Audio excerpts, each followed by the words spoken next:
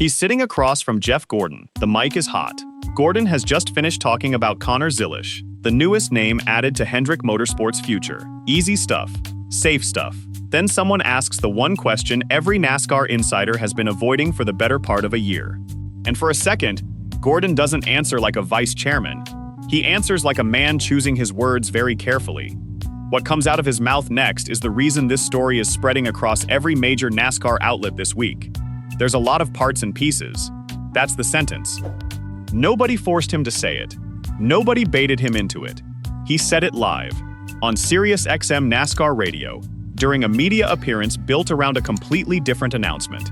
And once you understand what it actually means, you'll understand why it's the biggest unresolved story at Hendrick Motorsports right now. Before this video goes further, if you're new here, this channel breaks down the contract stories, the sponsor deals, and the boardroom decisions that shape NASCAR long before they hit the headlines. We're closing in on 1,000 subscribers, and every single one of you watching right now is part of getting this channel there. If that's the kind of coverage you want more of, hitting subscribe costs nothing and helps this channel keep going. Let's start with what's already settled at Hendrick Motorsports, because the contrast is the whole story. Kyle Larson is locked in through 2031. No drama there. William Byron signed a fresh 4-year extension in May 2025, right after back-to-back Daytona 500 wins. Settled. Alex Bowman signed a 1-year extension through 2027, with retirement already announced alongside it. And Hendrick didn't even leave the number 48 car empty after that. Zilisch, moving over from Trackhouse Racing, is already signed to take over that seat in 2028. 4 cars, 4 answers. Then there's the number 9, Chase Elliott. NASCAR's most popular driver, a playoff regular, the face of the sport by most measures, is the only one of Hendrick's 4 full-time seats without a resolved contract. His current deal runs through the end of 2027. That's it.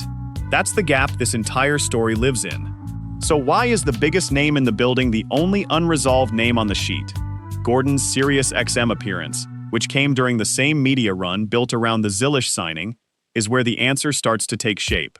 Here is what Gordon said, broken into 3 separate parts, because each part changes the meaning of the one before it. First, the hope. As far as we're concerned at Hendrick, we want him to be one of those guys that drives at Hendrick forever, Gordon said. Said alone. That sentence sounds like a done deal. Then the turn.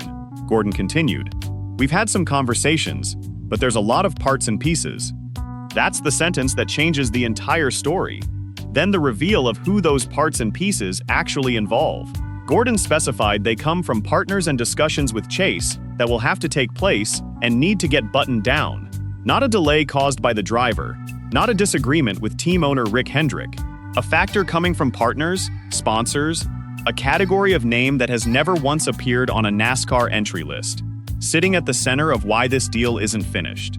That single detail is the reason this needs its own explanation. Because in modern NASCAR, a driver contract and a sponsorship contract are not 2 separate negotiations. They're one negotiation, running on 2 different clocks. Sponsors commit to specific multi-year windows. Drivers commit to specific multi-year windows. Those 2 windows have to overlap before a full contract can be finalized. Otherwise, a team ends up covering costs a sponsor was supposed to fund. The number 48 situation is the clearest proof of this. Ally was already locked in as the primary sponsor for that car through 2028 before the driver situation for that seat was fully resolved. Sponsor timelines and driver timelines simply don't move on the same schedule. This is the part that never makes the headline. It isn't a fight. It isn't cold feet. It's a calendar problem spread across multiple boardrooms that have nothing to do with what happens on the racetrack. Now here's where parts and pieces stops being an abstract phrase and becomes a specific, named relationship. Napa Auto Parts has been Elliott's primary sponsor since the start of the 2014 season. In July 2022, Napa extended its sponsorship of the number 9 car in a multi-year deal, announced on stage at the Napa Expo in Las Vegas, in front of more than 13,000 people, with Rick Hendrick and Jeff Gordon standing alongside Napa's own VP of Marketing. Elliott spoke that day too, saying the partnership means everything to him, and thanking Napa for their commitment. Rick Hendrick on the same stage said the organization takes real pride in that partnership. So when Gordon says parts and pieces from partners, he isn't being vague for the sake of it. He's talking about the exact same company that stood on a stage with Chase Elliott 3 years earlier and helped build his entire Cup Series career. This isn't corporate noise. This is a personal, decade-long history that has to line up perfectly on paper before any new contract can be signed. If you've made it this far, this is exactly the kind of story this channel exists to dig into. The contract mechanics nobody else is explaining. If that's useful to you, drop a comment telling me what NASCAR contract situation you want broken down next, and share this one with a fellow fan who's been wondering about Elliott's future. It genuinely helps a small channel grow. Now to the part of the interview nobody had to push Gordon towards saying. Later in the same appearance, Gordon called Elliott a franchise guy, then added that conversations with a driver at that level usually happen a little earlier, before saying, "But we do have time," and confirming the current deal runs to the end of 2027. Read that again.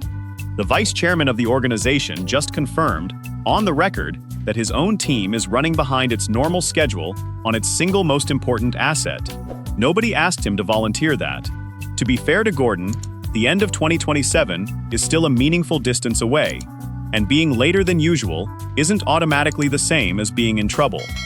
But by the organization's own admission, later than usual is exactly what this is. It's worth putting Elliott's own words next to Gordon's, because this was never framed by Elliott himself as a driver looking for a way out.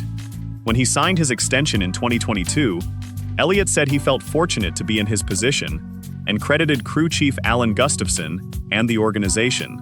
More recently, on the Meat Eater podcast, Elliott said he's watched a lot of people jump around over the years, even some he wouldn't have expected, but made clear that staying with Hendrick for good is what he wants. Every quote from Elliott points at the same team, the same number, indefinitely. This story hasn't stayed contained to one radio segment either. On3 published a piece titled, "Jeff Gordon Addresses Chase Elliott Contract Negotiations, Delivers Emphatic Hendrick Stance," the same week the interview aired. Yardbarker ran a separate piece headlined, "People Would Be Shocked. Jeff Gordon Unmasks Shocking Reality Behind Historic Hendrick Lifetime Contract." At least one other NASCAR channel has already framed Gordon's comments as him floating a wild idea for Elliott's long-term future. Multiple major outlets ran the same core sentence in the same week. That's typically how you know a detail like this actually matters to the sport. There's one more layer worth putting on the table. Clearly labeled as what it is, unconfirmed speculation, not reporting. Every seat behind Elliott at Hendrick is already spoken for. Larson through 2031. Byron into the next decade. Zilish arriving in 2028. Prospect Corey Day developing behind all of them. Because every seat is full, a fan theory has started circulating that Elliott could eventually pursue a driver-owner path at Trackhouse Racing, buying into an organization the way other veteran drivers have chased ownership stakes late in their careers. To be completely clear, no team executive has said this. Nothing connects Elliott to another organization. But once a seat count gets this tight at one organization, it's exactly the kind of theory a fan base starts building on its own. And once it's out there, it tends to stick around in the comments section of every video like this one. Every other seat at Hendrick Motorsports has an answer written next to it. The number 9 is the only one that doesn't. And the clock on it runs out at the end of 2027, whether the partners involved are ready by then or not. So here's the question worth sitting with. Is this really just a sponsorship timing issue? Or is Hendrick quietly buying itself room on something bigger?